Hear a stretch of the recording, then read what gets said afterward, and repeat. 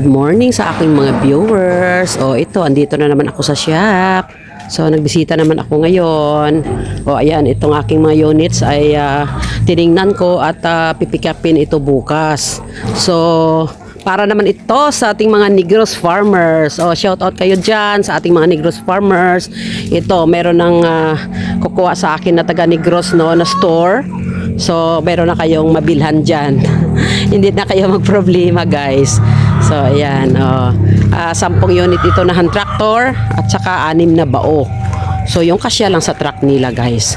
So, ayan yung kanyang mga accessories. Ayan.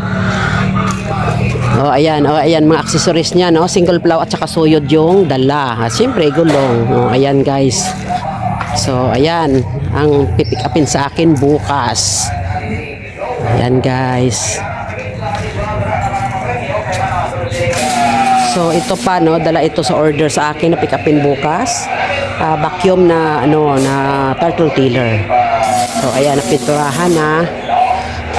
At mayroon pa dito, no, 6 na bao-bao yung dala, no, at saka 10 hand tractor tiller. So ayan yung iba pipinturahan pa, guys.